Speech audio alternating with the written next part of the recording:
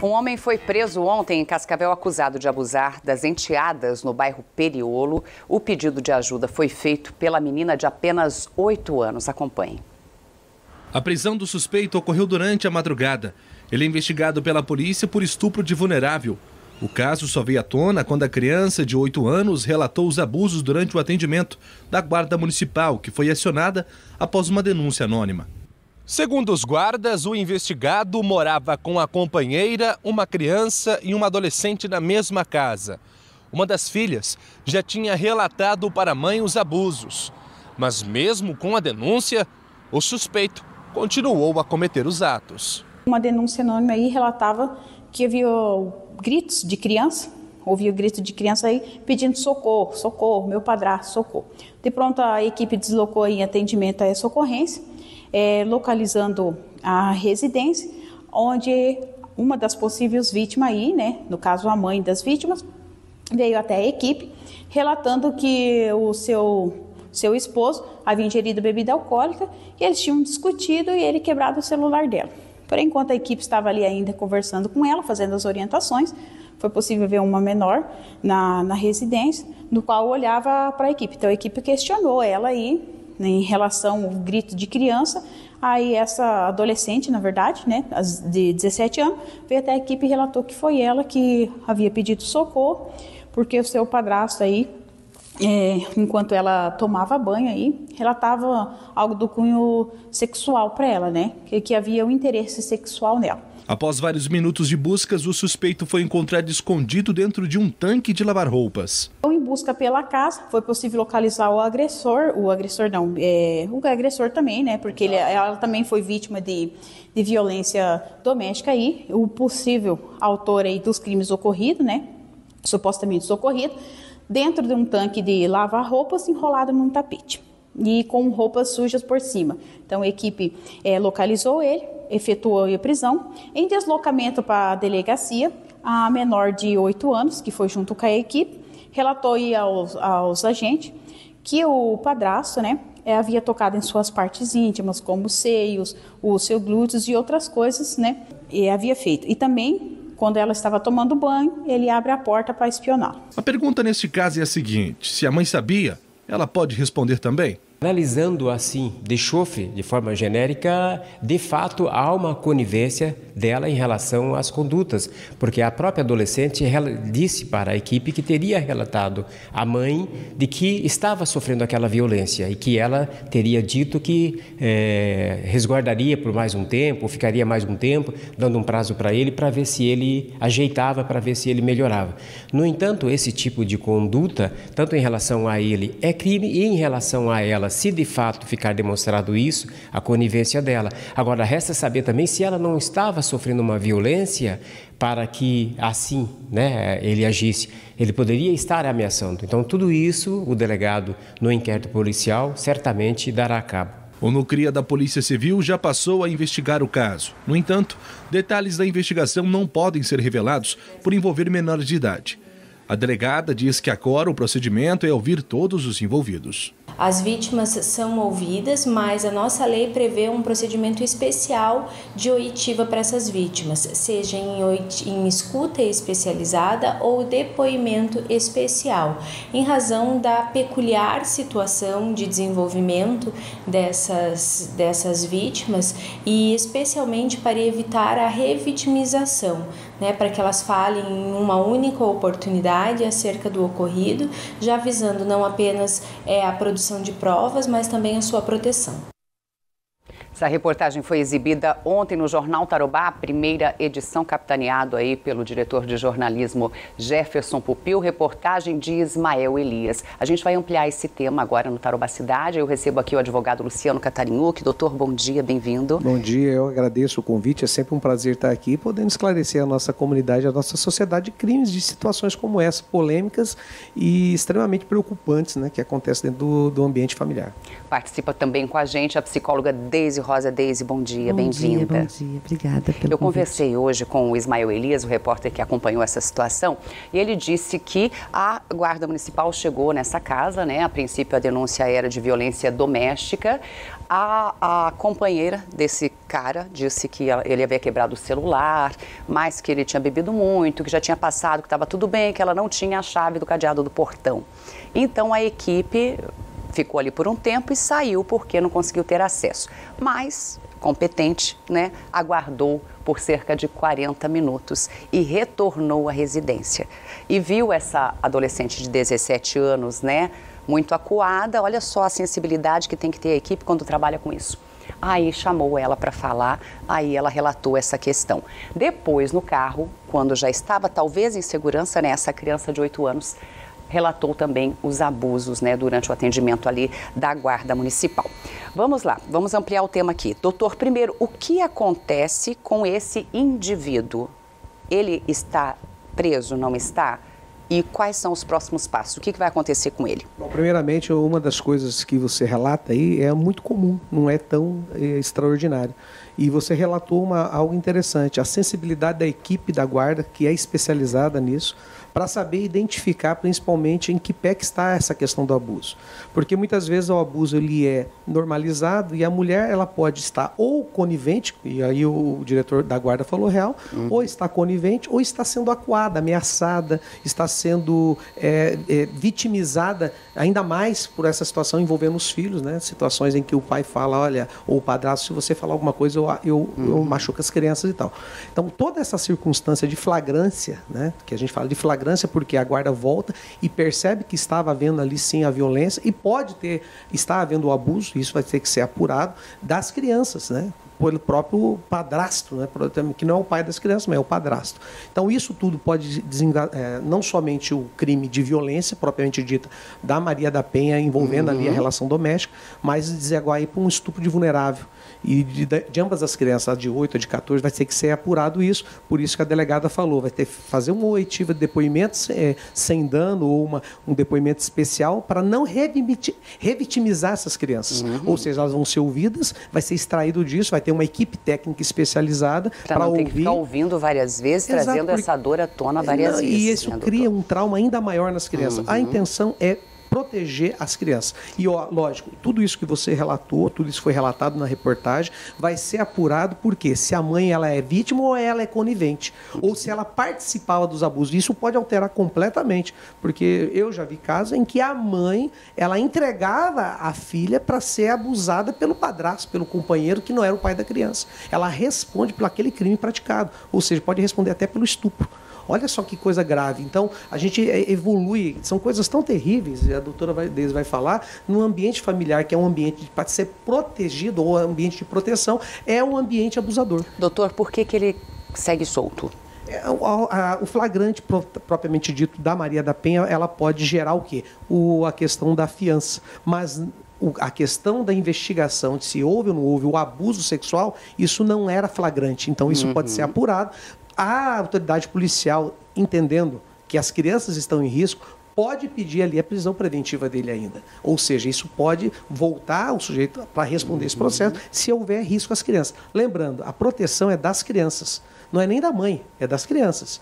Então é interessante isso, porque se provar que a mãe era conivente nisso, ela também pode responder no inquérito sobre isso. Lógico que toda essa situação corre em segredo de justiça, porque há interesse de menores envolvidos. Isso não vai ser aberto tão fácil e muito menos para poder ser divulgado, porque isso preserva as crianças numa questão tão grave como essa. E assim tem que ser. E não estamos tratando do tema para julgar a situação, até porque a situação ainda está em investigação, né? Vai ser avaliado se essa mãe foi negligente, se não foi negligente, o que de fato se participou ou não. Mas a gente traz o assunto porque isso ocorre, gente, com muita frequência dentro das casas das famílias brasileiras, em outros lugares também. E ocorre tanto nas periferias como nas mansões também. Em todas as classes. Falei isso no início do programa.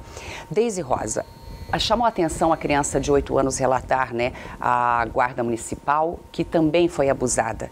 A criança, ela omite, muitas vezes, por conta de uma ameaça. Uma ameaça de violência, uma ameaça à própria família, né? Ela pode omitir. mas a criança, a natureza dela não é mentir, né? Exatamente. Então, a gente, veja, a gente não sabe se ela foi perguntada quando estava no carro da Guarda Municipal ou se por estar no carro, longe do seu ambiente familiar, se sentiu segura para falar sobre o abuso. Exatamente. E eu coloco ainda uma coisa a mais. Algumas crianças, em alguma dessas situações, elas não sabem que aquilo que está acontecendo com elas é um abuso. Então, também a gente tem mais esse fator, né? No caso dessas meninas, se teve uma denúncia, entenderam que tinha algo errado. Mas existem muitas crianças que não sabem que aquilo que o pai faz, que o irmão faz, que o padrasto faz, é algo que não é comum nas outras casas, porque às vezes isso acontece há tanto tempo e desde tão pequenininhos, que às vezes acredita que isso é uma expressão de afeto. E aí, assim, não, eu não posso estar grávida, por exemplo, porque é só o carinho, é assim que acontece. Então, porque às vezes é falado desta forma. Né? Então, é claro que mesmo que seja dessa forma, a criança, muitas vezes, ela vai denunciar na escola, com outras pessoas, quando ela não se sente segura em casa. Então, aqui houve assim, mãe, olha, está acontecendo X coisa. Mas eu não tive proteção dessa mãe, por N fatores que nós não podemos dizer, né? Essa mãe estava ameaçada, essa mãe era conivente ou é agressora. Mas há uma denúncia e a criança ela vai ter denúncias através dos comportamentos dela quando ela não fala em palavras. Ela tem alteração de comportamentos, muitas vezes ela estereotipa aquele comportamento, então ela também começa a fazer coisas de ordem sexual com outras crianças e algumas crianças elas interiorizam, ou seja, elas começam a se machucar, elas começam a ter comportamentos com ela de ordem sexual. Por exemplo, já tive situações em que o próprio menino começa a se cortar o pênis, coisa parecida, como se fosse a minha culpa, onde eu deixei isso acontecer. Até porque é isso que muitas vezes os agressores colocam na cabeça dessas crianças. Você deixou. Você estava aqui tomando banho e eu estava em casa. Você estava usando shorts, mesmo que esteja a 40 graus, entendeu? Se a sua mãe souber, você vai apanhar. E algumas vezes entra até nesse movimento, onde a mãe faz esse movimento acontecer e, infelizmente, o que a gente vê bastante também é uma competição onde a mãe culpabiliza a menina, principalmente se for menina, porque ela está encantando o meu marido, chamando a atenção do meu marido, e ela vira uma rival, onde ele quer ter relações com você e não quer comigo. E esta mãe, na dor dela, nas dores que ela carrega, ela não dá conta de fazer o processo de proteção. E, infelizmente, Liz, a gente percebe, e os casos mostram isso, que às vezes a dor da mãe não me proteger é muito maior do que a dor do abuso em si que aconteceu comigo. Porque eu não fui cuidada. E aí, o quanto isso vai lá na frente ter um monte de problemas. Até porque, se a minha fonte de proteção, que é a minha mãe, não está nem aí para mim, ou não me cuida, ou não me protege, logo o que eu entendo inconscientemente e conscientemente?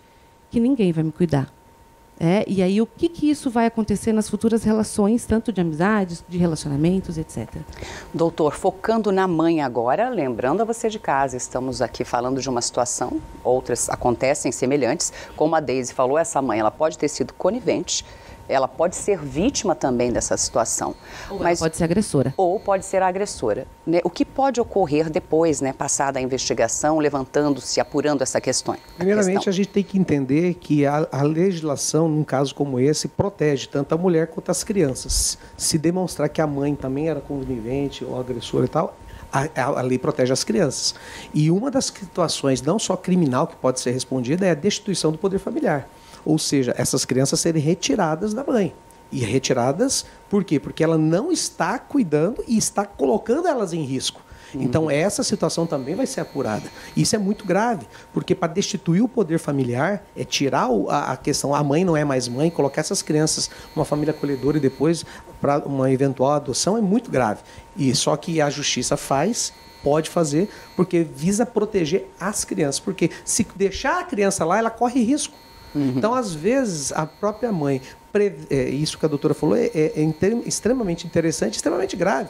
Quando a mãe rivaliza com a filha, com a questão do relacionamento de um terceiro, que é o seu atual companheiro, e pode deixar de ser a qualquer momento, porque se o sujeito evolui para uma situação como essa, isso não é normal, isso não pode ser tido como normal. Pelo contrário, isso é muito grave. E aí a criança ela está desprotegida, e pior, ela está colocada em risco. né? Não só desprotegido porque a mãe não está protegendo, mas a mãe está colocando ela num risco eminente de ser estuprada, abusada e assim por diante. Então, para proteger a criança, a legislação prevê, inclusive, a destituição do poder familiar, além do processo criminal que a mãe e o padrasto poderão sofrer, se caso ela tiver envolvimento nessa situação. Ser presa, inclusive. Exatamente. Agora você me diz, ela estava sendo ameaçada, ela estava, para não colocar os filhos em risco, sendo submetida a essa tortura psicológica, esse abuso psicológico, essa questão, se você fizer, eu vou matar tua filha, eu já vi situação como essa. Eu já vi. Aí a polícia, na sua sensibilidade também, no profissional, nós somos em Cascavel, deixando bem claro aqui, é uma cidade privilegiada, porque nós temos algumas situações que não tem em municípios menores. Nós temos um NUCRIA, que é especializado, nós temos a Delegacia da Mulher, que é especializada, nós temos uma Guarda Municipal que cuida da Maria da Penha, que é especializada. O que isso facilita? Essa observância. Você trouxe à tona uma situação que a gente tem que enaltecer, é essa sensibilidade da força policial, da autoridade policial, de perceber além do que ela está vendo. Pela experiência, aí a repetição do especialista é isso. Então, quando o especialista, que é um NUCRIA, que vai conversar com a criança, que vai perceber o que é, que vai perceber se não tem ou se tem algo a mais, a própria Delegacia da Mulher, se a mulher é ou não é a vítima, isso tudo vai gerar o quê? Uma rede de proteção para a mulher e para a criança. Se a mulher não for digna de proteção porque ela é abusadora, ela vai ser responsabilizada e as consequências afaste essas crianças, porque essa família onde ela está, na realidade, é uma família que coloca ela em risco e não que lhe protege. Ô Deise, quando a filha de 17 anos relata a essa mãe, né, essa situação, a mãe, segundo eu conversei com o repórter hoje, as informações que foram passadas à polícia, a mãe diz que vai deixar para frente para que esse homem possa, de repente, vir a melhorar. Um abusador, como é o perfil do abusador?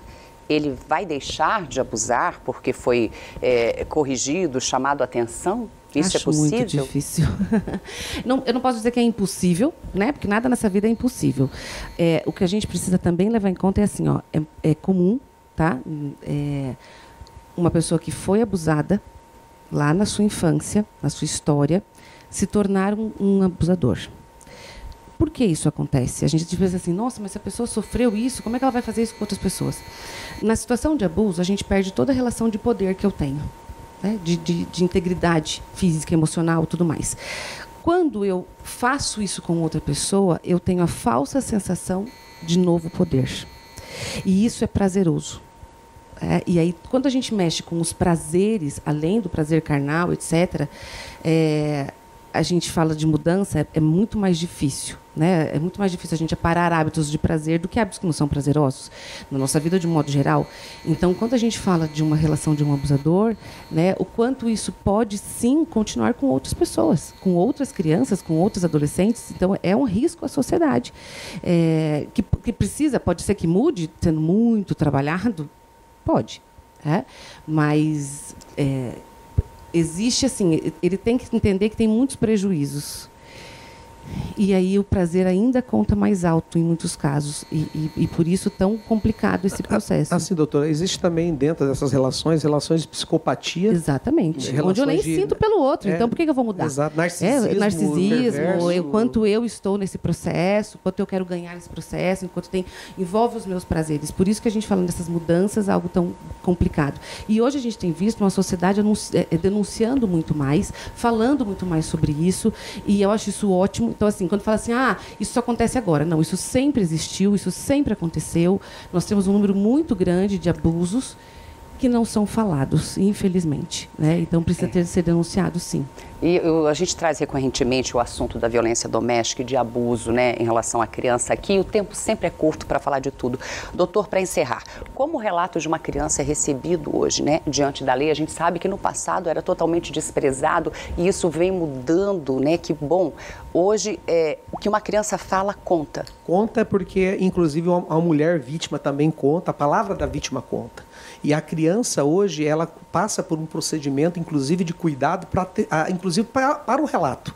Existe esse depoimento sem dano, oitiva especial, onde uma especialista treinada para poder, de uma forma lúdica ou de uma forma menos evasiva, extrair da criança aquele abuso que ela sofreu, que ela não sabe que é abuso, mas o que aconteceu na conduta. E isso sem revitimizá-la. E isso possibilitando ao juiz, que daí não tem o entendimento, não tem o conhecimento técnico adequado, extrair isso para o próprio Ministério Público para uma eventual denúncia. Então, o peso é muito grande. Ele, hoje, existe uma cadeia que a gente fala em volta do Poder Judiciário, da própria polícia, de uma equipe técnica adequada, assistência social, psicólogos, né, psicopedagogos, que vai conseguir extrair dessa criança e esse peso vai ser trazido para o processo. Tá certo. Doutor Luciano, obrigada pela participação. Eu agradeço imensamente. Uma rede social, por favor. @Luciano Catariucci. Muitos conteúdos lá. Deise Rosa, obrigada pela participação. Sua rede social. Deise Rosa, _psicoterapeuta.